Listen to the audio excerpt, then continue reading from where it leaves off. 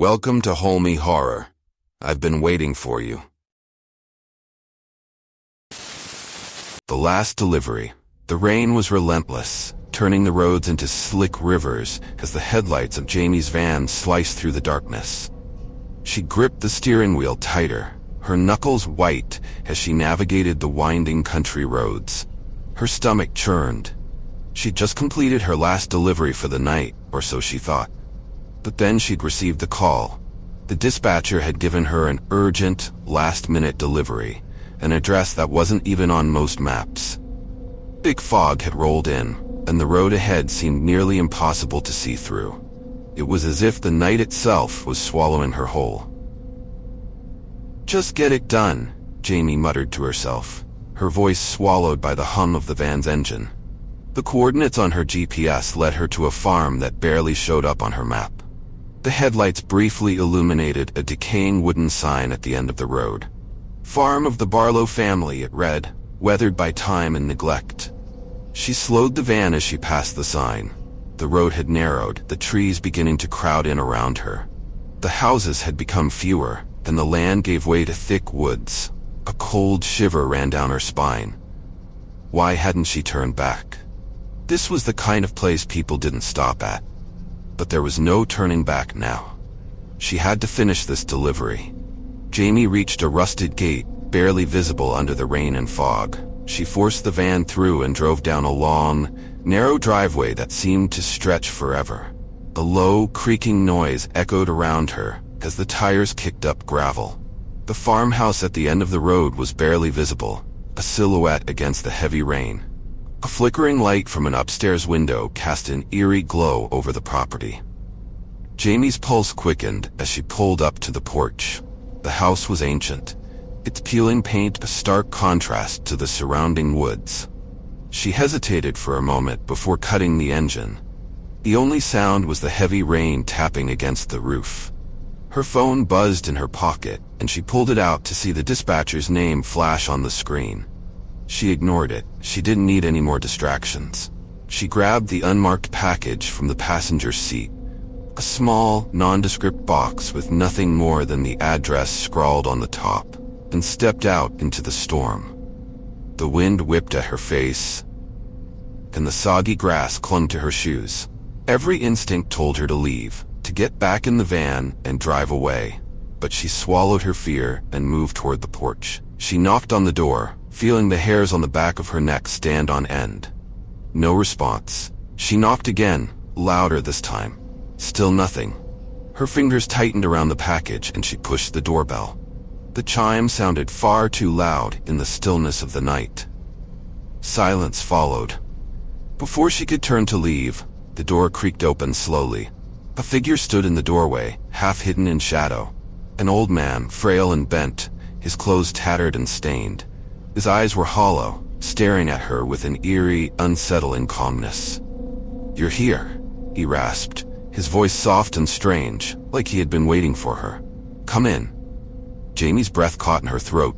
Her instincts screamed at her to run, but her feet were frozen to the spot. She opened her mouth to protest, but the man's cold hand shot out and gripped her wrist with surprising strength. "You'll want to come inside," he urged, his voice insistent. "Just for a moment. It's not safe out there." She tried to pull away, but his grip was like iron. I'm just here to drop off a package," she stammered, her words barely audible against the pounding rain. The man's voice became softer. "Don't worry, girl, it'll be quick. You'll be safe inside." Jamie hesitated, but something about the situation felt wrong. Her heart pounded in her chest, but her legs moved on their own. She stepped inside.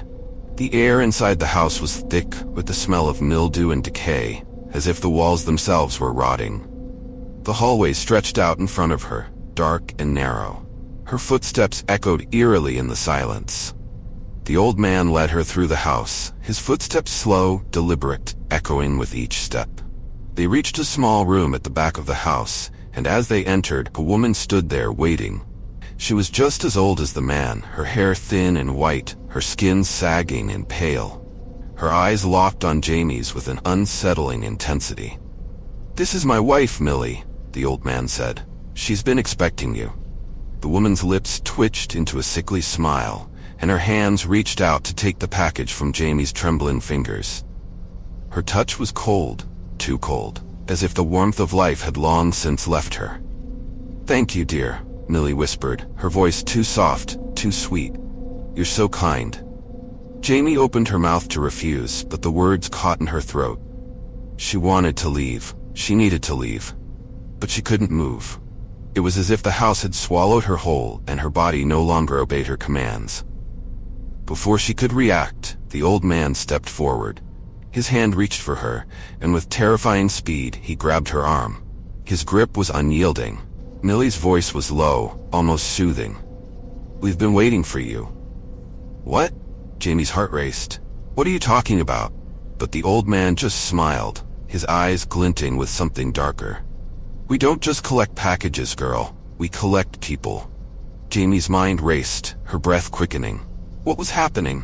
Her eyes darted around the room looking for an escape, but there was nowhere to run. The man's grip tightened and Jamie gasped as pain shot through her side. She looked down to see a sharp metal pipe in the man's hand, gleaming in the low light. He swung it down with force, and the impact sent a searing wave of pain through her body. She screamed, but the sound was muffled by the thick air. Blood poured from the wound as she collapsed to the floor, her vision blurring. Her heart pounded, each beat a thunderous echo in her skull. "You see," the man continued, his voice dark and cold, "we've been watching, waiting." Jamie's breath was shallow. She could feel the blood pooling around her, her body growing weaker. Her pulse thudded in her throat as she tried to crawl away, but it was no use. Her limbs were heavy, unresponsive. The woman crouched down beside her, stroking her hair with one icy hand. "You'll be part of our collection now," she whispered. "Forever." Tears blurred Jamie's vision as her strength faded. She couldn't fight anymore. The world around her grew dim as her life slipped away. The sounds of the couple's whispered words fading into nothing. And then, the last of her breath left her. The darkness consumed her, her body becoming just another piece in the twisted collection of the Barlow family. The Forgotten Cabin. It was a brisk autumn afternoon when four friends, Sarah, Jake, Mia, and Tom, set out on a much-anticipated hiking trip. They'd been planning the adventure for weeks, eager to escape their busy routines and lose themselves in the beauty of the forest. The drive had been filled with laughter and teasing as they left the city behind, the vibrant reds and golds of fall welcoming them into the wilderness. "Ready to get spooked, city slickers?" Sarah quipped, adjusting her backpack. Her love of thrill-seeking often dragged the others into situations they'd never have chosen themselves. "Spooked?" Jake scoffed, smirking. "If anyone should be scared, it's the bears. I brought snacks." Tom rolled his eyes. "Let's hope your snacks don't make us the snacks." The trail wound deeper into the woods, the towering trees closing in around them. As the sun dipped lower in the sky, they stumbled upon a clearing. Half hidden by creeping vines and moss was an old cabin.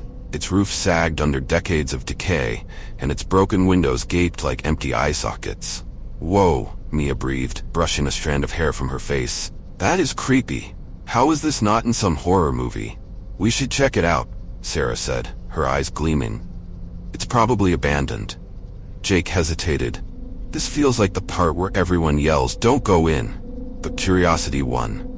The four cautiously approached the cabin, the crunch of leaves beneath their boots the only sound in the stillness. As they stepped onto the warped porch, the air grew noticeably colder. Sarah pushed open the door, the rusted hinges shrieking in protest. Inside, the stench of rot and mildew hit them like a wall. The cabin's interior was a time capsule of abandonment. Dust-coated furniture sat askew, a shattered mirror hung crookedly on one wall, and a crumbling fireplace yawned ominously. On a rickety table lay an old leather-bound journal, its edges curled with age. Tom picked it up and flipped through the yellowed pages. "This belonged to the family who lived here," he murmured. "Listen to this. The woods watch us. The cabin keeps us. There is no escape." A chill settled over the group. "What does that mean?" Mia whispered. Tom continued reading. The entries were disjointed, written in frantic scrawls. They spoke of eerie figures seen among the trees, whispers that came from nowhere, and a growing sense of dread that consumed the family. The last entry was brief. "They've taken Anna. We can't leave. If you find this, run." "Anna?" Sarah asked, her voice wavering. "Maybe their daughter," Tom guessed, closing the journal. Before anyone could respond, a sharp bang echoed from the back of the cabin. They froze. "Probably just an animal," Jake said, though his voice betrayed him. Gripping a flashlight, he crept toward the noise. The others stayed rooted in place, their breaths shallow. Minutes ticked by in silence. Then, a blood-curdling scream erupted from the darkness, followed by the sound of shattering glass. "Jake!" Sarah shouted, rushing toward the sound. The others followed, their panic mounting. But Jake was gone. The back door hung open, swinging gently in the breeze. Beyond it, the forest loomed, silent and impenetrable. "Where did he go?" Mia cried. "We have to find him." As they stepped outside, an oppressive fog rolled in, swallowing the world around them. The trees seemed to twist and warp, their gnarled branches reaching like skeletal hands. Whispers drifted through the air, low and mournful. "Jake!" Tom called, but his voice was swallowed by the fog. A faint laugh echoed, Jake's laugh. It was distant and distorted, coming from everywhere at once. "Something's wrong," Sarah said, her voice shaking. "We need to go back inside." Reluctantly, they returned to the cabin. But it wasn't the same. The furniture had moved. The dust disturbed as though invisible hands had dragged clawed fingers through it. The fireplace roared to life with unnatural intensity, casting flickering shadows on the walls. And in the center of the room stood a child. A little girl in a white dress, her face pale and her eyes black voids. "You shouldn't be here," she said, her voice flat and devoid of emotion. "They don't like intruders." "Who's they?" Sarah asked, her voice barely above a whisper. The girl tilted her head, a small, sad smile playing on her lips. "The ones who took me. They're part of the woods now, and soon, you will be too." Before they could react, the cabin shifted violently, the walls seeming to breathe, the floorboards twisting beneath their feet. The child vanished, leaving behind only the journal, which now lay open to a new page. Scrawled in fresh ink were the words, "To break the spell, offer what is most precious. But beware, the woods demand balance." "What does that mean?" Mia asked, panic creeping into her voice. "Offer what?" Tom picked up the journal, his hands trembling. "It's a ritual. They tried it to save Anna, but they failed." "We have to try," Sarah said, her face pale but resolute. "We can't leave Jake out there." The journal described a ritual requiring them to gather 3 items from the woods. A branch from a tree struck by lightning, a stone from the riverbed under a full moon, and a single drop of blood willingly given. But the final step was vague, cryptic. "Sacrifice that which binds you to the world." "What binds us to the world?" Tom asked, dread pooling in his stomach. They split up to gather the items, each one fraught with danger. The forest seemed alive, twisting paths, conjuring shadows, and whispering taunts in voices they recognized. Jake's voice, their own voices. When they returned to the cabin hours later, exhausted and shaken, the final step awaited. "What do we sacrifice?" Mia asked, tears streaming down her face. Sarah's eyes widened in realization. "It's us. We have to sacrifice ourselves." "No way," Tom said, shaking his head. "There has to be another way." The cabin groaned, its walls closing in. The child reappeared, her face now twisted and grotesque. "Decide," she hissed, "or the woods will decide for you." As the friends argued, the fog outside pressed against the windows, faces forming within it. Faces of those who had come before, mouths open in silent screams. The walls trembled, the air vibrating with unseen rage. In the end, Sarah stepped forward, a knife in her hand. "If it's the only way," she whispered, tears streaming down her face. "No," Mia cried, grabbing her arm. But Sarah shook her off. Before she could make the ultimate sacrifice, the cabin exploded in chaos. The walls tore apart, revealing not the forest, but a void of writhing shadows. From within it, Jake emerged, his eyes black, his face twisted into a grotesque grin. "They don't want you to leave," he said, his voice guttural and inhuman. "They want all of you." The friends screamed as the shadows engulfed them, dragging them into the void. The last thing Sarah saw was the little girl, her black eyes glinting with cruel satisfaction. Weeks later, hikers found the cabin, untouched and silent. On the table lay the journal, open to a single page. The woods always take what they are owed. Feast of Shadows. The sign over the dilapidated diner swung precariously in the wind, its faded letters spelling Evelyn's Kitchen. Mark had driven past it countless times but never paid it much attention. Tonight, though, hunger gnawed at him, and the warm glow of the neon lights promised a reprieve from the endless highway. Inside, the diner was strangely inviting, despite its age. The smell of sizzling meat wafted through the air, and the place was nearly empty. Except for an old man hunched over a plate, and a young waitress polishing the counter. Her eyes lit up as Mark entered, a little too brightly for his liking.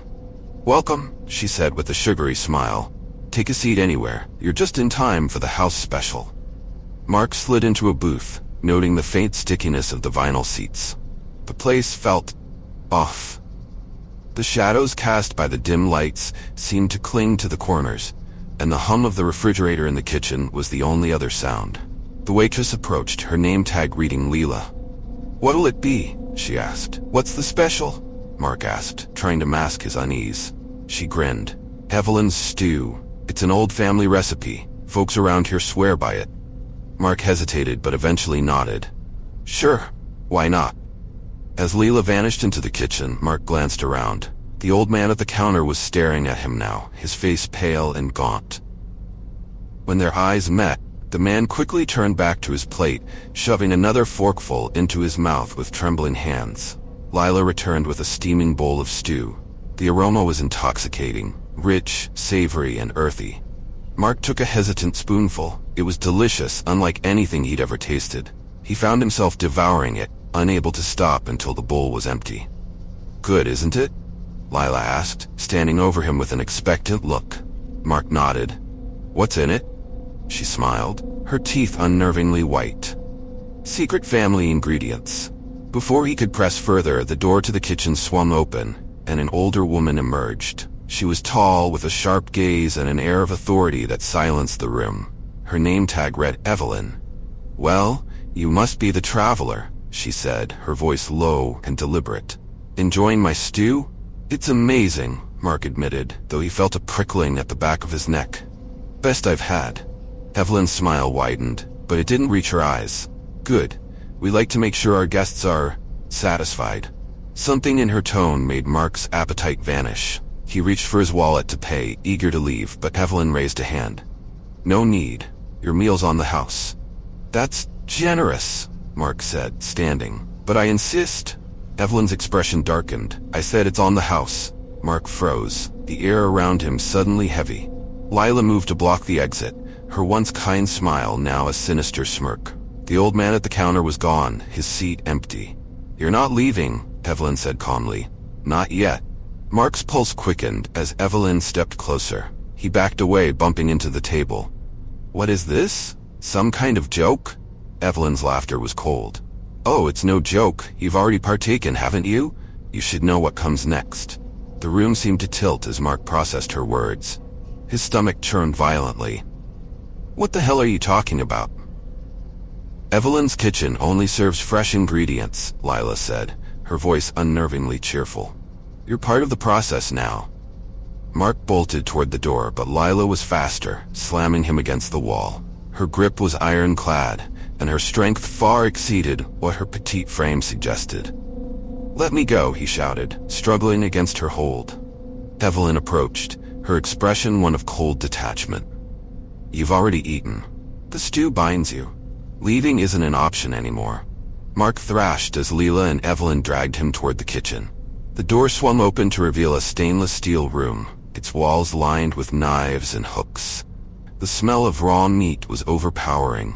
On the counter lay a severed arm, its flesh marinated and ready for preparation. Mark's scream died in his throat as he spotted the old man from the counter, now hanging limply from a meat hook, his torso a hollowed-out cavity. "Oh God," Mark whispered, bile rising in his throat. Evelyn's voice cut through his panic. "There's no God here, boy. Just the feast." Mark struggled harder, managing to break free from Lila's grasp. He grabbed a nearby knife and swung it wildly, forcing the women to step back. His breathing was ragged as he edged toward the exit. "You can't escape," Evelyn said, her voice almost amused. "The stew is inside you now. It's a part of you." Mark didn't wait to find out what she meant. He bolted out of the kitchen, through the diner, and into the cold night. The wind howled as he stumbled to his car, fumbling with the keys. He could still taste the stew on his tongue, and the memory of its rich flavor made him gag. Finally, the engine roared to life, and he sped down the highway, his mind racing. He needed to warn someone, anyone, about the nightmare he'd escaped. But as he drove, a strange sensation crept over him. His stomach churned violently, and his skin prickled with heat. He pulled over, doubling over in pain. His insides felt like they were on fire. A sickly sweet aroma filled the car, the stew. Mark's hands trembled as he pulled up his shirt. His stomach bulged unnaturally, the veins beneath his skin dark and swollen. "Help me," he gasped, clawing at his skin as the bulge shifted. Something was moving inside him. With a horrifying rip, his stomach tore open, spilling blood and viscera onto the car seat. Mark screamed as a slick, writhing mass emerged. A grotesque creature with too many eyes and a jaw lined with jagged teeth. It lunged at him, tearing into his throat. The next morning, Evelyn and Lila stood outside the diner, watching as a sleek black van pulled into the lot. A man in a suit stepped out, his face impassive as he approached. "Another successful harvest?" he asked. Evelyn nodded, handing him a sealed container. "Prime stock, the best we've had in months." The man opened the lid, revealing the creature nestled inside, now docile and shivering. He smiled faintly. "Our clients will be pleased." As the van drove away, Evelyn turned to Lila. "Clean up the kitchen. We've got another guest coming tonight." Lila grinned. "Hope they're hungry." The Watcher. The first letter arrived on a Tuesday. Maggie found it wedged under her front door, the envelope unmarked, and her name scrawled in jagged, uneven letters across the front. She tore it open, her stomach tightening as she read the words inside. "I see you." She crumpled it immediately, chalking it up to a prank, though the unease lingered. Her apartment complex was quiet, almost too quiet, and she often joked to friends that it felt like living in a tomb. Now, the silence seemed oppressive. By Thursday, the second letter came, this time left on her car windshield. "You look beautiful when you sleep." Maggie's heart dropped. Her first instinct was to call the police, but what could she say? There was no real threat, just a creepy note. Still, she couldn't shake the feeling that someone was watching her. The sense of being observed lingered in every room, and by nightfall, even the shadows seemed alive. She checked her locks twice before going to bed and kept the blinds tightly shut. Friday night, Maggie decided to shake off the fear and meet her friends at a local bar. Laughter and the hum of conversation helped distract her, but when she stepped outside to grab some air, the unease returned. The alley behind the bar was empty, the glow of the streetlights casting long, eerie shadows. She lit a cigarette, her hands trembling slightly. That's when she heard it, a shuffle of footsteps just beyond her view. "Hello," she called out, forcing her voice to stay steady. No response. Her eyes darted around, scanning the shadows, but she saw nothing. Just as she turned to head back inside, she noticed it. A figure standing at the far end of the alley. They were motionless, their face obscured by a hood. Her breath caught. "Hey, what do you want?" she shouted, her voice tinged with panic. The figure didn't move. Maggie bolted back inside, her heart racing. She didn't tell her friends, she didn't want to seem paranoid, but she couldn't shake the image of the hooded figure. By the following week, the notes had escalated. They were more frequent, more invasive. "I know where you work. You shouldn't leave your windows unlocked." Maggie bought a security camera and installed it facing her front door. That night, she stayed awake, watching the feed on her phone. Hours passed in silence, and just as her eyelids began to droop, movement caught her eye. A man stepped into frame. He wore a dark hoodie, his face obscured. He stood just outside her door, motionless, his head tilted as if listening. Maggie froze, her heart pounding so loudly she could barely hear anything else. The man leaned closer to the door, then turned and stared directly at the camera. His face was pale, his eyes wide and unblinking. He raised a hand and pressed a single finger to his lips before walking away. Maggie called the police. When they arrived, the man was long gone. The officers promised to patrol the area and suggested she stay with a friend for a while. Maggie declined, determined to reclaim her sense of safety.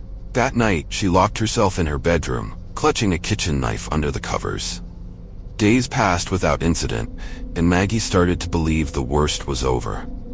The tension began to ease, though she remained cautious. Then came the tapping. It started late one night, faint and deliberate, coming from her bedroom window. Maggie froze, gripping her knife tightly. Her apartment was on the 3rd floor. The tapping grew louder, more insistent. Summoning her courage, she crept to the window and yanked the blinds open. There was nothing there, just the night sky and the faint glow of the city below. Relief washed over her, but as she turned away, she heard it again, this time from the living room. Someone was inside. Her breath hitched as she tiptoed toward the door, her hands shaking. The knife felt useless in her grip. She pressed her ear to the door and heard soft, deliberate footsteps on the hardwood floor. "Who's there?" she demanded, her voice trembling. The footsteps stopped. Silence. She flung the door open, knife raised, but the living room was empty. The only sound was her own ragged breathing. And then she saw it. Words scrawled on the wall in dark red. "I'm already here." Panic surged through Maggie as she bolted for the door, desperate to escape. But as her hand reached for the lock, she felt a sharp, searing pain in her side. She gasped, stumbling forward, and turned to see him, the man from the camera, his face inches from hers, a twisted smile stretching his lips.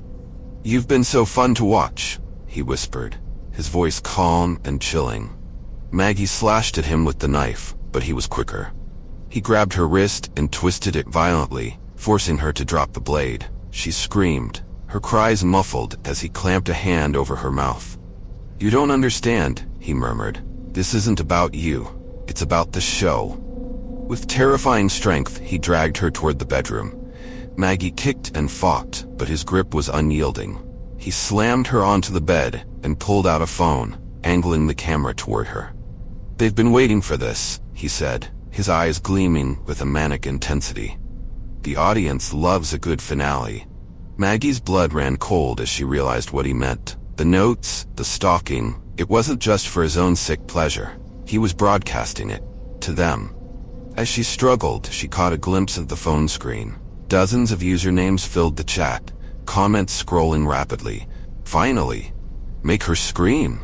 This is the best episode yet.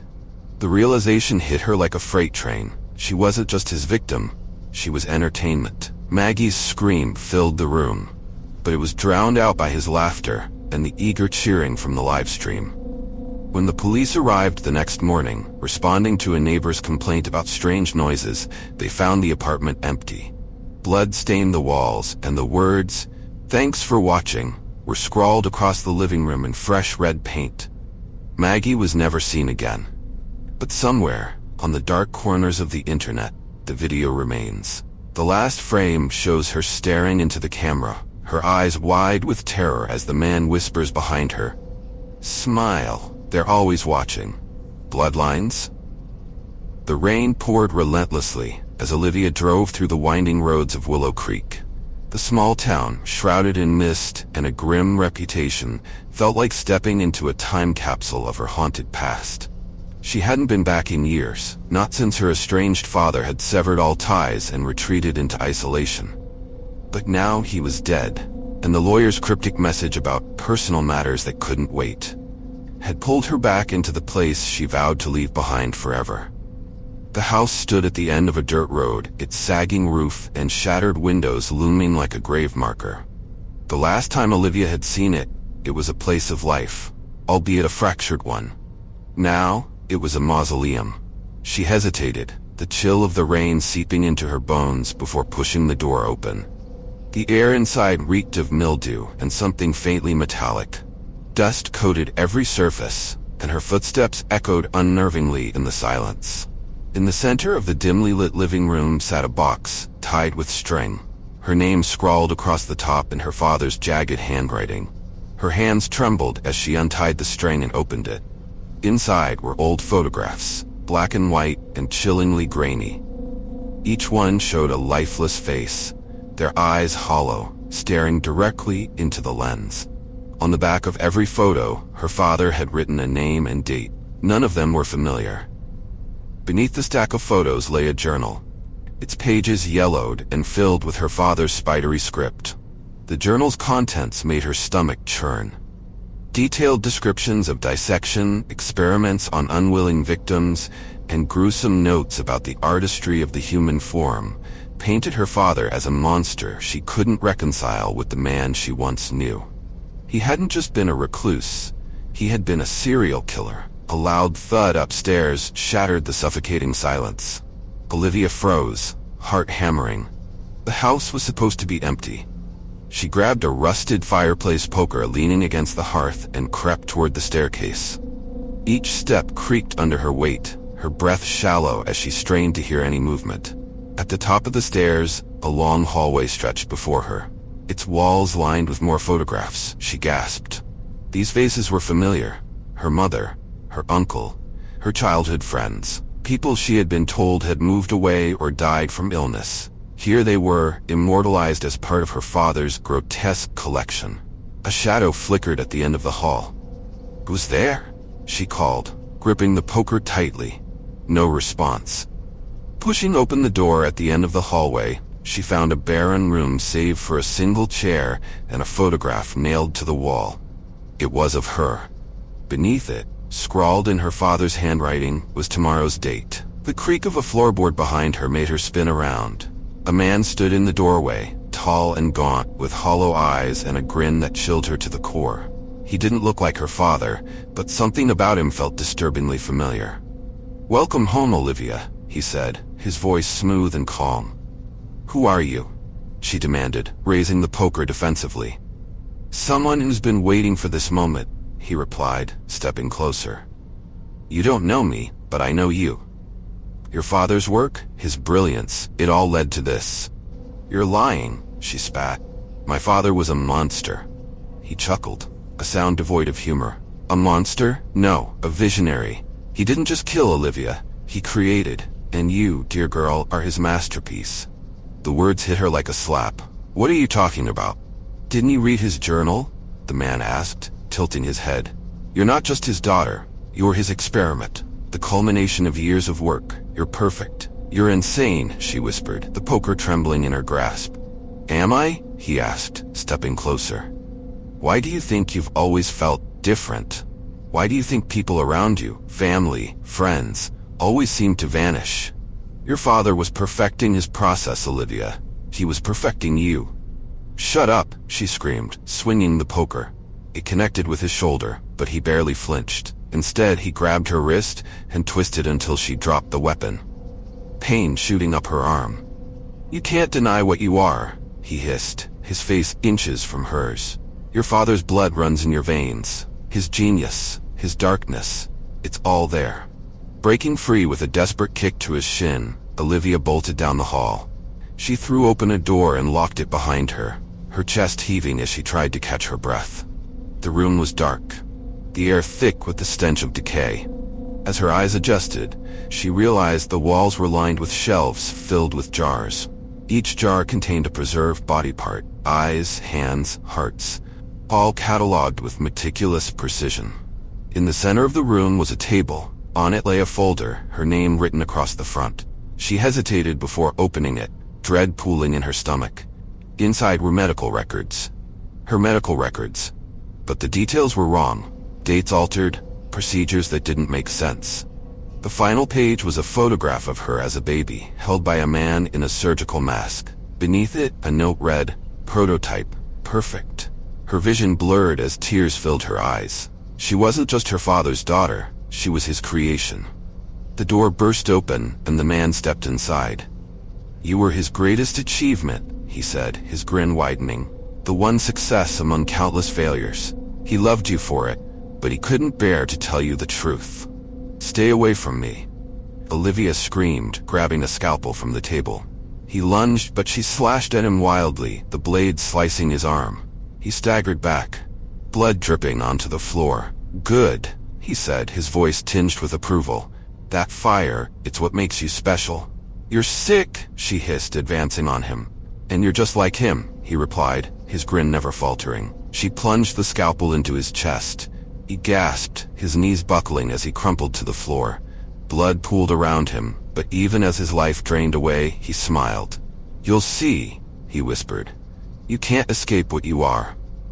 Olivia fled the house, the rain washing the blood from her hands. She didn't stop running until she reached a gas station miles away. When the police arrived, they found the house empty. No jars, no photographs, just a dilapidated shell with no trace of her father's atrocities or the man she had killed. Weeks later, Olivia received a package in the mail. Inside was a photograph of her as a child, taken from the same angle as the one in the house. On the back it read, "You were never a victim. You were chosen. The blood that binds us is your destiny, and the darkness is yours to embrace. Welcome to the family." The painted smile. The circus appeared overnight, a garish splash of red and white on the outskirts of town. No trucks or workers had been seen, just the sprawling tent at the end of an empty field. Flyers had materialized in mailboxes and on lampposts promising the greatest show on earth. No one knew who had put them there. For Ashley, who had moved to the sleepy town 3 months ago, it was a distraction from the monotony. Her friends Sam and Jessica were less enthusiastic but agreed to go. It wasn't like there was much else to do. The three arrived at dusk. The tent was enormous, striped with faded paint that gave it a sinister edge. A small sign above the entry flap read, "Free admission. Enter if you dare." "This is creepy," Jessica muttered. "It's just marketing," Ashley said, pulling them toward the entrance. Inside, the air was heavy with the scent of stale popcorn and grease paint. Rows of rickety seats circled a dirt ring, but the stands were empty. No performers milled about, no vendors sold cotton candy or trinkets. The only sound was the faint rustle of the tent fabric in the wind. "Where is everyone?" Sam asked, his voice low. The lights dimmed and a single spotlight flared in the center of the ring. A tall clown stepped into the beam. Its striped costume was baggy and stained, and its painted grin stretched unnaturally wide. The makeup around its hollow eyes was smudged, giving it an almost skeletal appearance. "Ladies and gentlemen," the clown said, its voice deep and raspy, "welcome to the show of a lifetime." The clown's grin widened as it gestured with exaggerated flourish. The lights flickered, and when they stabilized, Jessica was gone. In her place was a red balloon tied to her seat. It swayed gently, a dark smear glistening on its surface. "Jessica?" Ashley called, her voice cracking. Sam shot to his feet. "Where did she go?" The clown chuckled, the sound echoing unnervingly. It pointed a long, gloved finger at Sam. "Patience, my dear boy. Everyone gets their turn." Sam grabbed Ashley's arm and pulled her toward the exit, but the flap was gone, replaced by a solid wall of canvas. "Try harder," Ashley urged, panic setting in. "I'm trying," Sam yelled, clawing at the fabric. The clown's laugh boomed again, filling the air like thunder. When they turned back, it was gone. "We have to find Jessica," Ashley whispered, her heart hammering. A door appeared where there had been none before, its frame crooked and splintered. Ashley and Sam exchanged a look before Sam pushed it open. The hallway beyond was narrow and dimly lit, the walls lined with faded photographs. At first, the images seemed innocuous, families posing with the clown, their smiles wide and stiff. But as they moved further, the smiles became strained, the eyes wide with terror. "Look at the dates," Sam said, his voice shaking. "These are from decades ago." Ashley pointed to one of the photographs. "That's Jessica." Sam's breath hitched. The picture showed Jessica standing next to the clown, her expression frozen in a forced smile. A red balloon hovered above her shoulder. "This isn't real," Ashley whispered, but her stomach churned with doubt. The hallway ended at a heavy wooden door.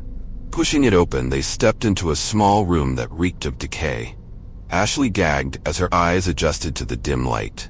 The walls were lined with jars, each one containing a preserved body parts, eyes, hands, hearts, all meticulously labeled. In the center of the room was Jessica, her lifeless body hanging from the ceiling by her wrists. A red balloon was tied to her wrist, swaying gently. Her face was painted with a grotesque clown smile, her eyes glassy and unseeing. Ashley screamed, but Sam grabbed her, pulling her back. "We have to go." They ran through another door, finding themselves in what appeared to be a dressing room. Mirrors lined the walls, each one cracked and smeared with red handprints. A makeup table stood in the center, its surface cluttered with grease paint and brushes. Scrawled on the largest mirror in dripping red letters were the words, "Smile for the camera." Behind them, the door slammed shut. They spun around to see the clown standing there, blocking the exit. "Don't go," it purred, its voice sickly sweet. "The show isn't over yet." Sam grabbed a chair and hurled it at the clown. It shattered against its chest, but the clown didn't flinch. Instead, it raised a grotesque camera from its costume. The lens gleamed unnaturally, reflecting Sam and Ashley's terrified faces. "Let us go," Ashley screamed. The clown grinned wider and pressed the shutter. The flash was blinding. When Ashley's vision cleared, Sam was gone. In his place was another red balloon, bobbing slightly. Blood dripped from its base, pooling on the floor. The clown turned to Ashley, tilting its head. "Your turn." She bolted, knocking over the makeup table as she ran. Her legs carried her through another door into a vast chamber filled with mannequins dressed in clown costumes. Their faces were painted with exaggerated smiles, their glassy eyes staring blankly. Ashley slowed, her breath coming in ragged gasps. One of the mannequins twitched, then another. Soon they all turned to face her, their movements jerky and unnatural. "No," she whispered, backing away. The clown's laugh erupted, and the mannequins lunged. Cold hands grabbed at her, dragging her toward the center of the room. She kicked and screamed, breaking free just long enough to stumble through another door. She found herself in a sewer-like tunnel. The air was thick and wet, the walls slick with something dark. The sound of dripping water echoed eerily. The clown was there, waiting. Around it were piles of bones, tattered clothes, and countless red balloons. "You wanted a show," it said, stepping closer. "Now you're part of it." Ashley backed away, her eyes darting for an escape route. "Why are you doing this?" The clown crouched, its face inches from hers. "Because every show needs performers." It raised the camera again, the lens glowing with an unnatural light. "No!" Ashley screamed, lunging forward. She grabbed a jagged bone from the pile and swung it, slamming it into the clown's head. The clown staggered, its grin faltering for the first time. Ashley didn't hesitate. She grabbed the camera and smashed it against the ground. The clown let out an inhuman scream, its body convulsing. The balloons burst one by one, filling the air with a metallic stench. Ashley ran, her feet splashing through the muck. She didn't stop until she reached daylight. Days later, Ashley sat in her apartment, trying to convince herself it had all been a nightmare. She hadn't gone to the police. Who would believe her? A package arrived at her door, wrapped in bright red paper. Inside was a photograph of her, standing next to the clown. Her smile was wide and unnatural, her eyes filled with terror. On the back, written in blood, were the words, "The show must go on." Thanks for watching. And don't forget to subscribe for more chilling stories. And remember, be careful. I'll be watching you.